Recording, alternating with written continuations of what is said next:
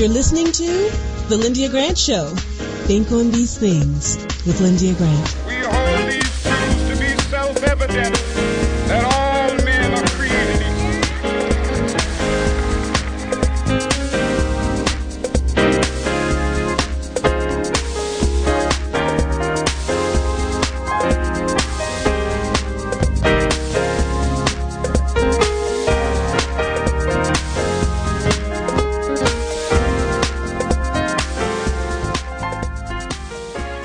Well, good evening, Radio 1 listeners. Thank you for tuning in to the Lyndia Grant Show, our podcast show. We always take a portion of the show to go on my radio show as well. So I always ask my guests to let's give them the first 15 minutes, exciting, a little bit of everything, and then we can go further into questions as we go along. And then when folks want to hear the more detailed answers, they can go to the podcast, but it serves a two purpose. And they know I say this every time. So I am so pleased that I was able to meet Monique Pearson when I was being honored in Maryland. But I'm going to tell you who she is. Monique is the founder of Soaring, like Eagle Soar, Soaring Without Limits Enterprises. She is an Army veteran, a mindset coach, author, and international speaker who empowers women to break through self-imposed limitations and live boldly. I love that. As a creator of the anthology Beyond the Diagnosis, and I love the promo, Stories of Living and Thriving, she is using her voice and her own MS, multiple sclerosis diagnosis, to build community, inspire hope, and amplify the stories of women living with autoimmune disorders.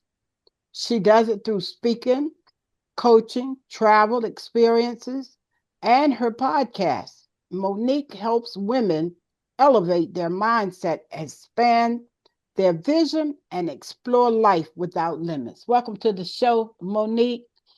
Well, thank you, Dr. Lyndia, for having us. Super happy to be here. And I'm so happy to get a chance to talk to you all about two things. One is going to be your upcoming conference, and that's why I just love the topic of your conference. What is the name of it? I'm looking in my notes. Past the diagnosis, living past the diagnosis. It's Beyond the Diagnosis. Beyond the Diagnosis. I knew it was close. Living and Thriving. And so Dr. Xenia Barnes is a social and behavior scientist. She's also going to be a part of that conference, and she's here today to help talk. Let me tell you a little bit about Monique. Let me see. I'm going to go to this first interview. Dr. Xenia Barnes is a faith leader. She's Reverend, speaker, and community advocate, dedicated to helping individuals find healing, purpose, and spiritual alignment. Through her ministry and leadership, Dr. Barnes creates spaces for transformational conversations that empower people to live authentically and walk boldly in their calling.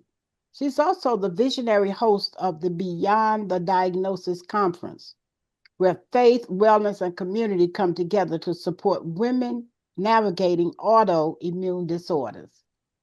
Good afternoon to you, Dr. Barnes. Welcome to today's show. Good afternoon to you as well, and thanks again for having us. Indeed, indeed. I want to talk to you first just because you're wearing a breathing thing. Talk to us about that.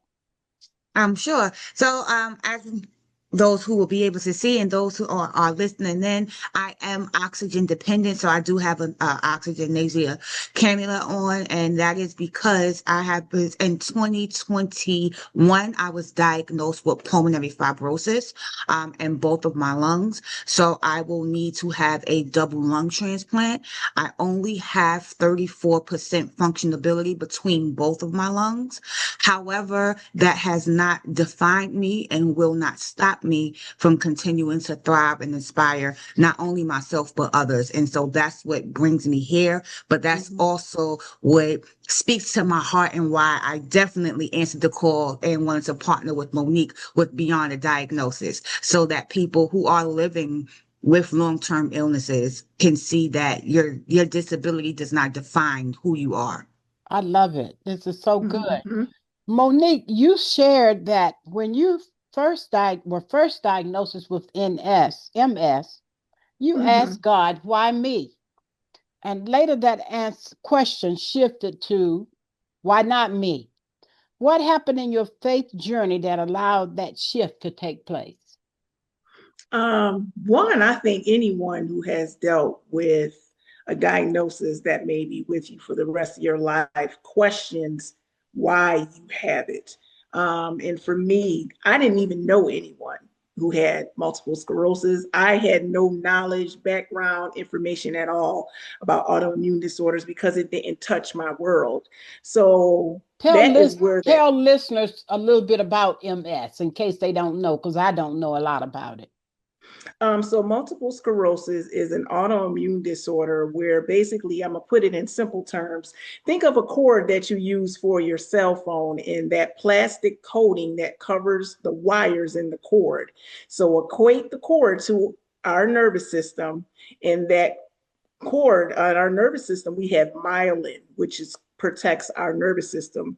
For us, that is being attacked. Your body is attacking your nervous system and cracking away at that myelin on your nervous system. So that is what's happening. So your short wiring, depending where that myelin in the nervous system is attacked, it affects your vision, it affects your memory, can it affect as far as your bladder system, pretty much any part of our body where our nervous system, which is throughout our body, depending on where that damage takes place, that is what happens in a short, easy to comprehend description. So it shows up differently for everyone because it depends where that scarring or where that myelin has been attacked and removed.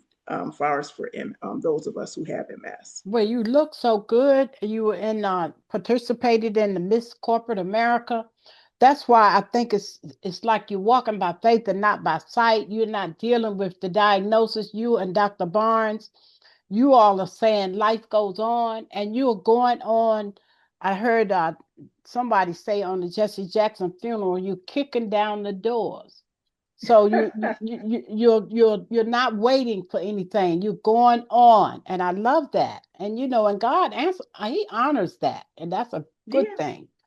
That's why I Because said I think that's why we're here today, because you said one thing that most people say: I see you, you look good, and I don't see nothing wrong with you. no, And not a that thing. is one of the things, like far as the invisible things that people can't see. So they make the assumption that nothing's wrong with you and that's okay, which many women feel as if they don't have anyone to relate to because of that, because you may not be able to see the impact of their illness. But I'm just happy we're here to be here today, because there are some women who feel once they get the diagnosis that their dreams are stopped.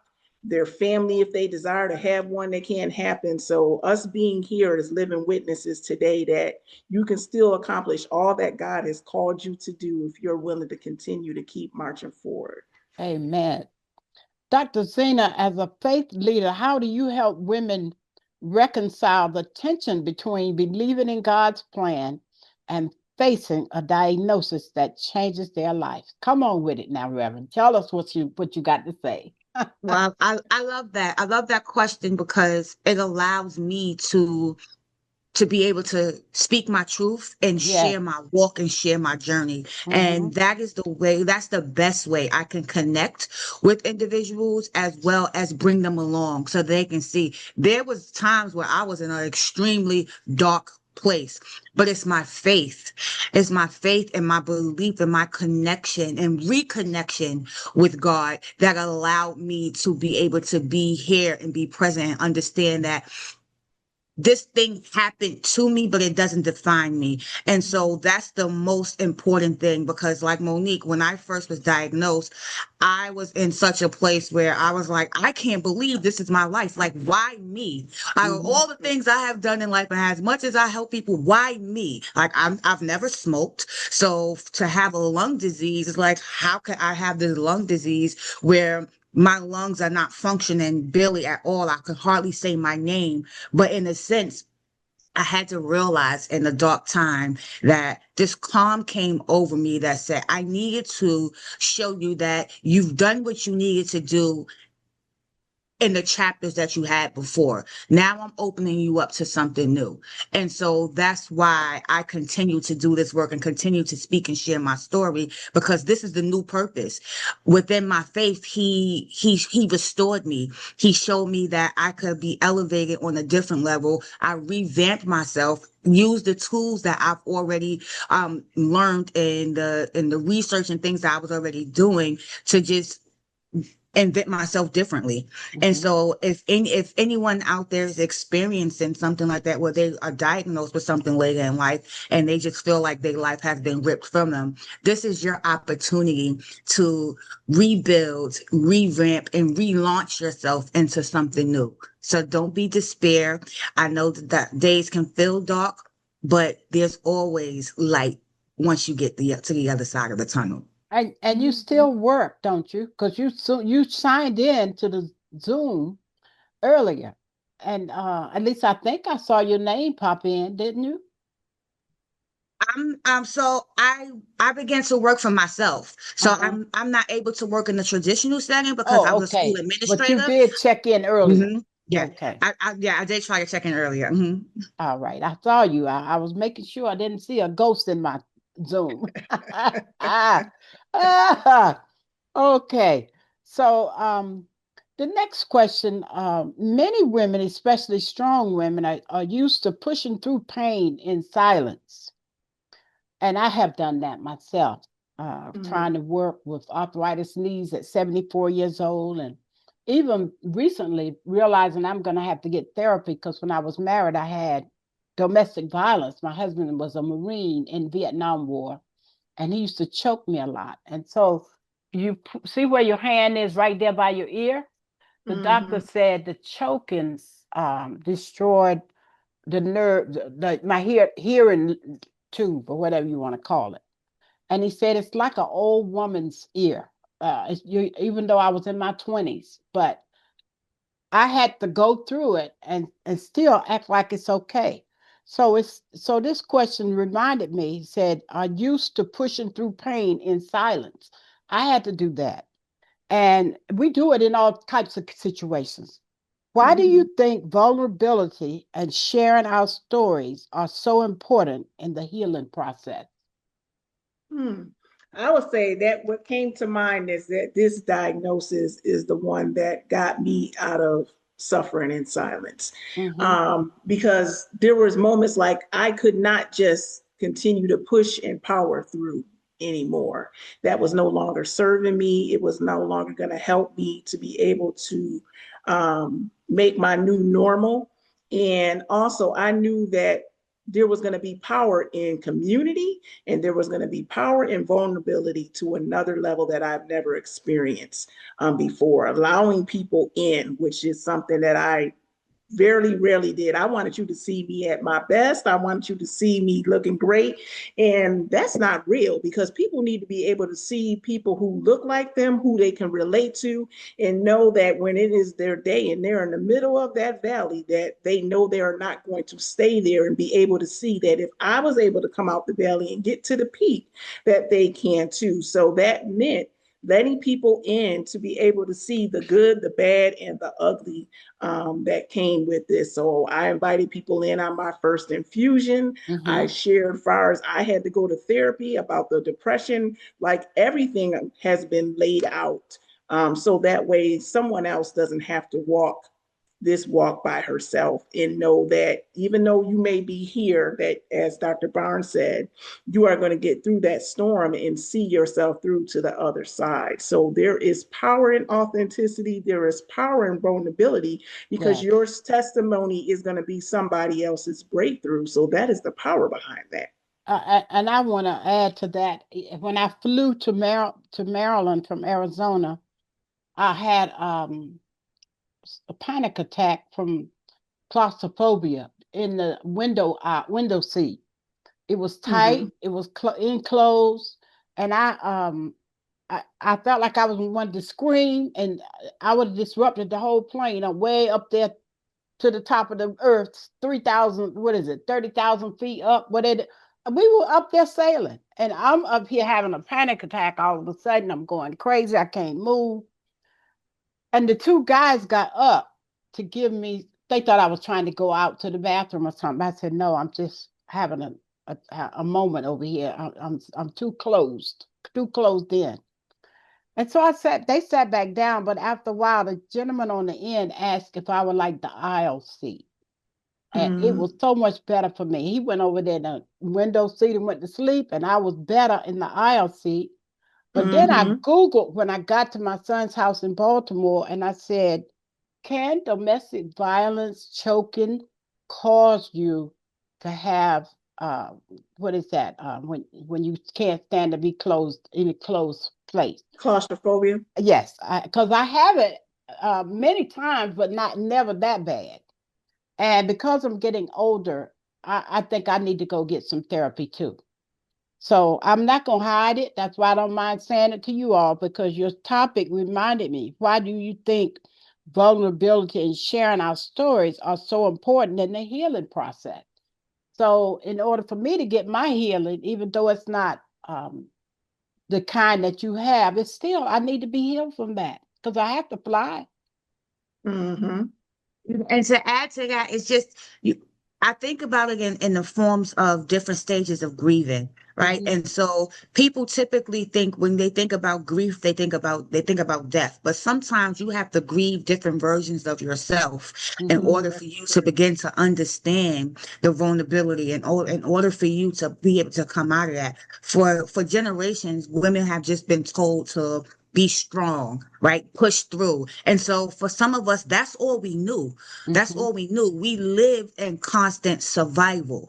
But once you start going through that journey of healing and that journey of speaking out and finding your voice, you begin to get stronger, and you take the power back from mm-hmm, whatever it was that was victimizing you. You take the power back from whatever it was that was holding you back. And mm-hmm. so I say that because this platform, as well as a platform for beyond the diagnosis, is opening so many doors for people who felt alone or are still feeling alone, so that they can know that it's okay to share your story, it's okay to speak up, and it's okay to speak life into yourself, because you don't have to be your wound.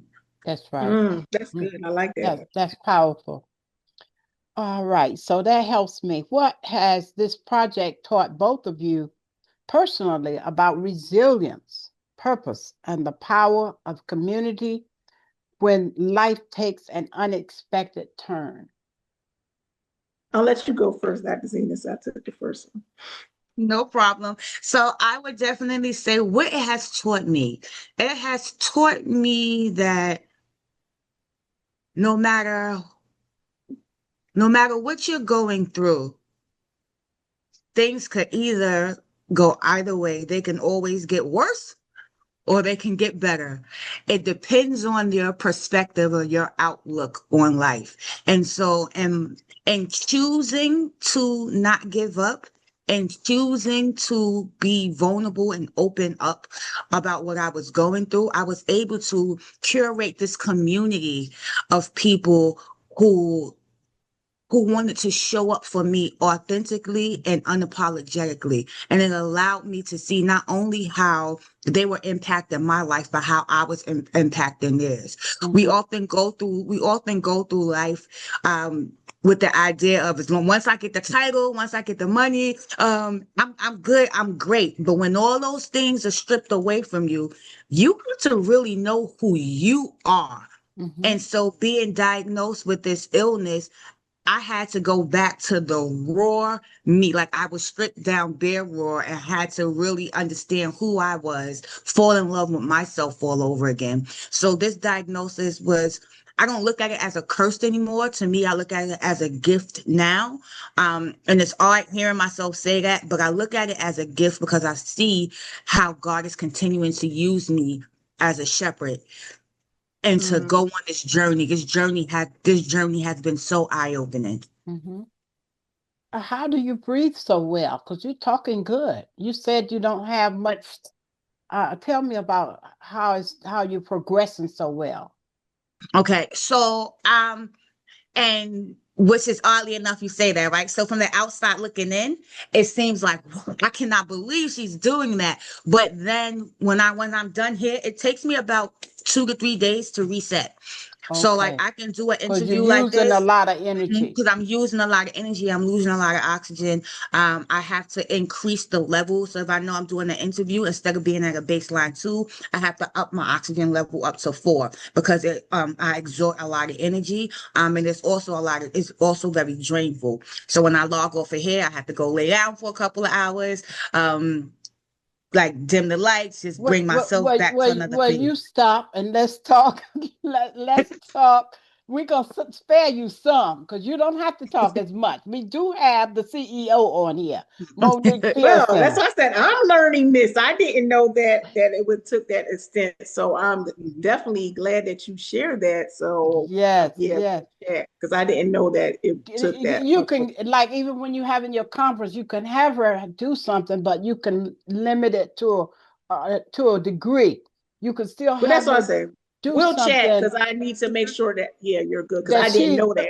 So just to be clear, what helps me too is because I do pulmonary therapy 3 days out of the week. So I have a physical therapist come to the house 2 times a week, and then I go out to pulmonary therapy 3 times a week. So they've been training me of how to pace myself, how to use my to navigate my levels to allow me to be able to do these things. Because remember, I went from in 2021 not being able to even say my full name to now being able to be on interviews and do this. So use me. Look Don't at God. That's what I said. I silence. also know that people don't want to be limited and treated as. So I understand that part too. But yes, we will definitely check because I was like, yeah, I wasn't aware. So I'm learning just along with everybody else that's listening today.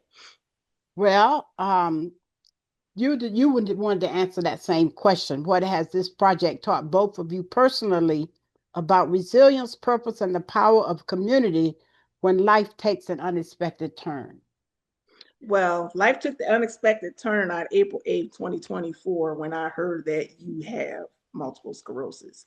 And as Dr. Barnes said, I have that, but it doesn't have me. Does And it one run in thing your that family? Does it, excuse me, nobody, okay. not one And that's person. not something that happens because of family. It just can happen to anybody. No, it's not genetic tied. So Hmm. yeah. Um, and the first thing that I thought of was I want to know or meet or talk to somebody who looks like me, who's in my age bracket. I was 48 when I was diagnosed. Typically, multiple sclerosis, you're between younger, between the ages, I believe, of 16 to like 30s. They're typically diagnosed at a younger age.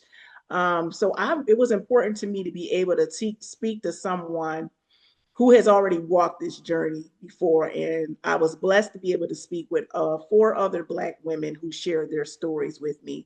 And that is where the power I feel of community came with. We always have the statistics, we have the medical doctors that are telling you everything, but we may not have that community and that connection. And that was something that I felt was lacking. There's a lot of support groups that are online. I'm a more impersonal person. Like I would rather have connection in person with people versus always have to get on the laptop. So I was like, okay, if I can't find what I'm looking for, then I'm going to create it. And I knew when I got this diagnosis that God was going to use it for his good, but I didn't know what it was. And Amen. then he gave me this. He said, okay, beyond the diagnosis, start the anthology. I didn't know who was going to sign up. And that's when I mean, far as walking by faith, because this is truly a faith ordained project. I just like, okay, God, I'm going to walk in obedience on this. And I posted. And what's so funny, I met Dr. Barnes probably in 2004, I think it was, in New York. Both of us were speaking at an event there. So I knew her story, but she didn't know mine. And she was the first person to answer the call when I put it out there that I'm looking for other women who have autoimmune disorders to be able to share their story. And slowly but surely, we just started building. And all of the women who are part of this project that I talked to shared with me that they are blessed to be able to finally have a community. Many of them, some have been walking this journey for 30 years.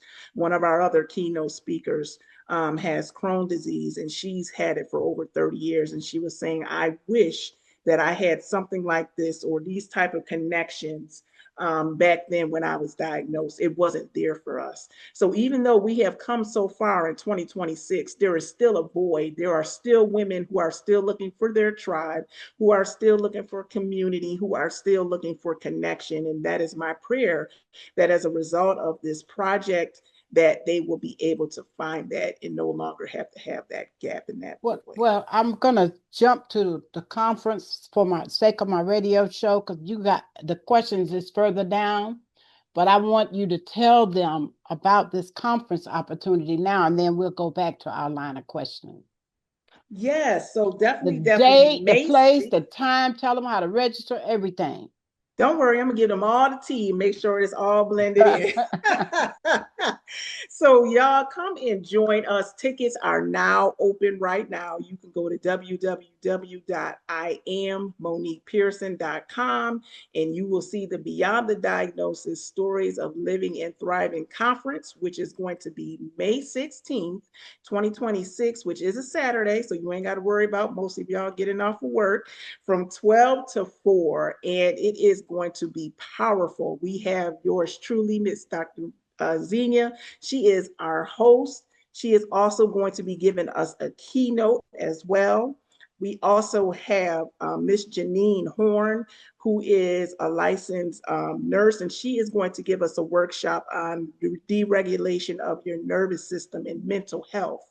We have Dr. Vicki Johnson, who is going to be coming in, and she's going to be administering a sound bath.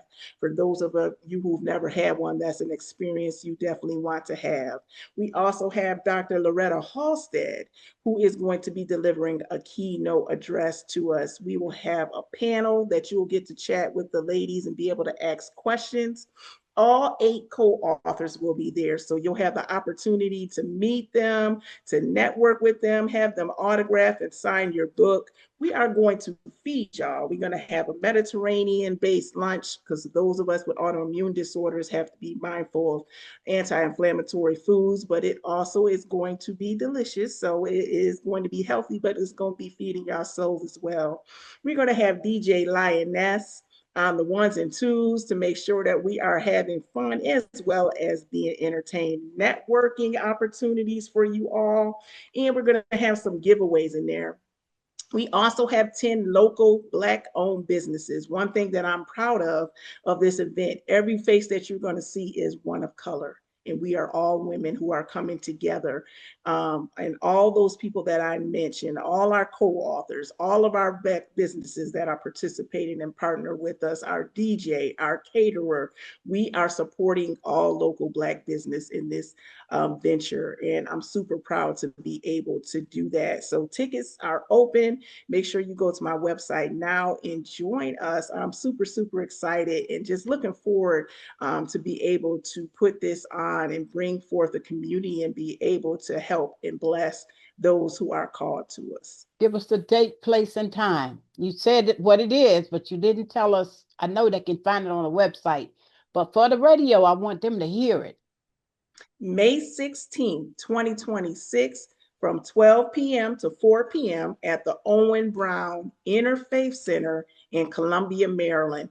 Free parking. It is a whole plaza full of parking, so you won't have any issue with that. Their tickets will not be sold at the door. So I'm going to need you all to go ahead now and get your tickets. And for those of us who are early birds, you're going to be rewarded for that. My first 50 people who register, you are in for a special drawing to win a trip that will be sponsored by my company, Soaring Without Limits Enterprises, for a group of 4 to over 3,500 locations of your choice for going ahead and hopping on this and getting on board early.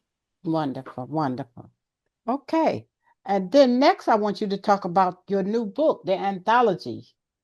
That's how I met Alethea. Dr. Alethea Tucker, because I did the chapter on the bronze bust of Reverend Jesse Jackson. You all may not know, but in 1983, when he was running for president, the Lord inspired me to do a bronze bust of Reverend Jesse Jackson. And then I said, well, Lord, how do you think I'm going to do that? He's Reverend Jesse Jackson. He's very famous. I'm just getting started. I just opened my business. And so I listened, and you know what? God will provide. And, all you have to do is be obedient. He's going to open the doors. I found a sculptor. The sculptor told me that she needed to meet with him to take photographs and measurements so it could be official. I was able to get the meeting when he had his office on Vermont Avenue in Washington, D.C. back in 83. Then she needed another one. Only this time she wanted him to pose and sit. She said, looking at the pictures and all that is fine, but I need for him to sit so I can look at him as I manipulate the clay. And I want you to know I was able to get that done. So I just want you all to know that's why I was watching the Jesse Jackson show, because that bust is in Push headquarters. And I just want people to understand that that was the anthology chapter that I wrote in Alethea's book. And we did it maybe about 4 years ago, 4 or 5 years ago. But I want people to understand that there's a group of people. So explain your anthology. So this whole project kicked off with the anthology. So the same title, Beyond the Diagnosis, Stories of Living and Thriving.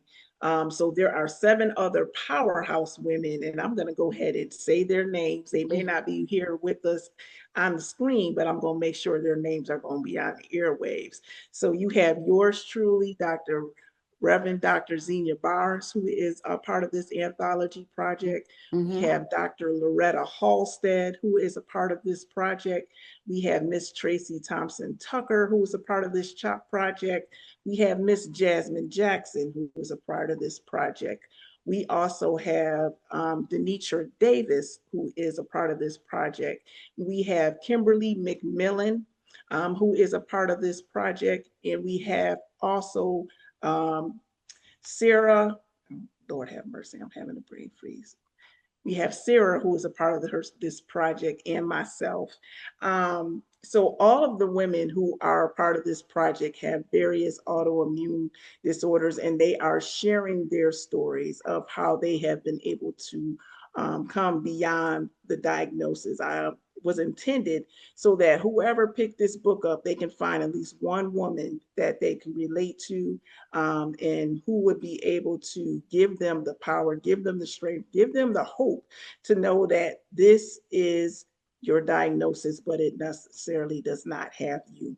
So this is going to be volume 1. This is something that I intend on continuing annually, starting another series of Beyond the Diagnosis, and also launching it at a conference of the same title. So that is the origin story. Wonderful. It's great.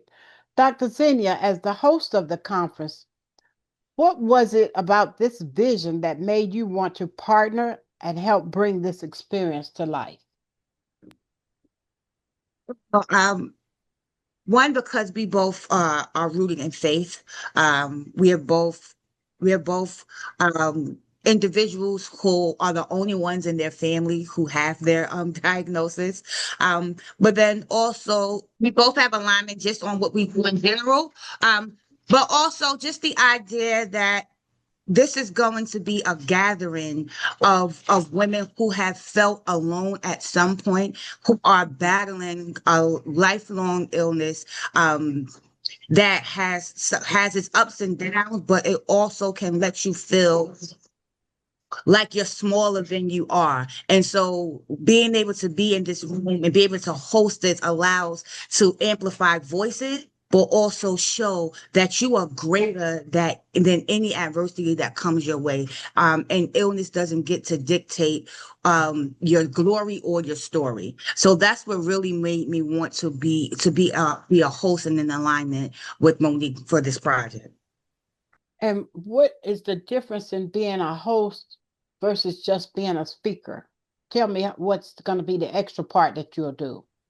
Well, the extra part within the speaking, I have a set time where need to stay focused and stay on task about whatever my talk is. But being a host allows me to add more personality. It allows me to draw the audience in. And it also allows me to set the tone for the speaker that's coming next. When the speakers get up there, they have this time that they have to speak, but the host gets to be able to brag on them a bit. The host gets to be able to, amp them up and highlight and keep the audience engaged so that you're not just getting on there and just speaking and people like staring at you in the deer in the headlight. It creates this vibe. And that's what I'm going to do. I'm coming to bring the vibe. I'm coming to bring the joy and the hope and the inspiration that's going to weave all the speakers together to make sure that Monique's vision comes to fruition. Good, good. Next question. Many people living with autoimmune disorders, and I'm going to ask Monique this question, feel isolated or misunderstood. How does this anthology help break that silence and create community? One, the first thing is, and it came to mind when you said, far as, oh, you look good. I saw you at the such and such. You look fine. Most people see and assume that because we can't see some of the invisible symptoms that there is nothing wrong with you. I think that is the baseline for those of us who have invisible symptoms, to be able to bring education and enlightenment to people to be more open-minded and more understanding and to not come to assumptions. Same thing far as when you see someone with a handicap placard and you see them walking fine, you don't see nothing wrong. There's already a disdain looked at them because, as far as why are they in that spot. So we are here on top of one to provide community and empowerment. I also want to make sure that we bring education and enlightening someone to be able to walk away that they learned something as far as for those of us who have autoimmune disorders. And since we have women who have various ones, I'm sure there's going to be one that you may not have never heard of, or you've heard of it, but you're not sure. Like you asked me, what does multiple sclerosis mean? Like far as Dr. Lyndia told us about her condition, and some of the other ladies will be sharing about theirs. I believe far as having a platform where you can educate in a safe space and not feel that it is just you, that in itself creates a sense of community because there is safety in numbers. And we are going to be coming deep to this conference and showing that we are still here, we are still standing, we are still thriving, and inviting others who feel as if they may be isolated the opportunity to come thrive with us, because it's not going to just start at this conference. Walking away as far as being able to have these ladies to join in community going forward. This is good. Well, if someone listening right now is curious about getting your book or attending a conference, I think we answered that. How can they support the mission? But we didn't talk about how they could get the book, or is that on your website as well? That's on the website as well. So they can go to the website to get your book. They can also go up there and get their conference ticket. And those who are so inclined or feel like they can relate to this, we don't turn down nothing but callers over here. So we are open to support for sponsorship. That is something that I'm just going to be transparent. I am pretty much financing this because this is how strongly I believe in this. This is how I feel like God is going to bring those who are called to this, who relates to this, and that it is going to come forth whether it be from me, but I know that there's someone who may be listening to this and believe in what we're doing. And we are open to corporate sponsorship, in-kind sponsorship, or for those who would like to reach out and see how that they can support this project. Wonderful, wonderful. Well, I think we finished with the questions. So now I want you all to give your closing comments. We'll start with Dr. Barnes. Okay, I just wanted to see which one of us you wanted us to go first.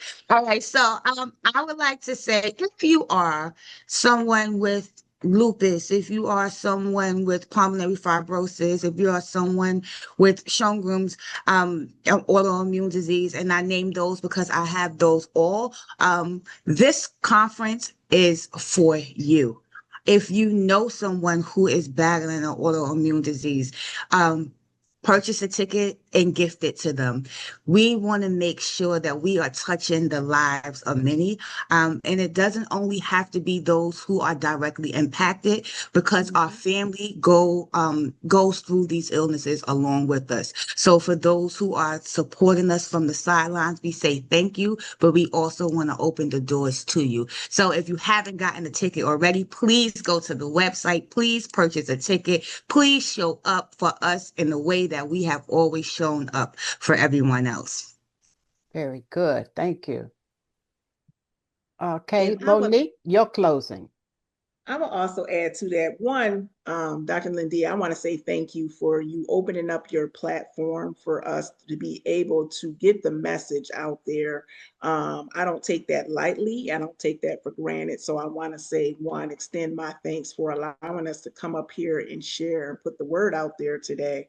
And I am echoing Dr. Zenia's message. Ladies, I know those of you who have been complaining and saying I can't find anyone who understands how I feel, what I'm going through, or who can relate to my walk. Ladies, you can no longer say that, because we have just opened up a platform for you to be able to find your sisters to come and join and lock arms with us, so that you no longer have to walk out this journey alone.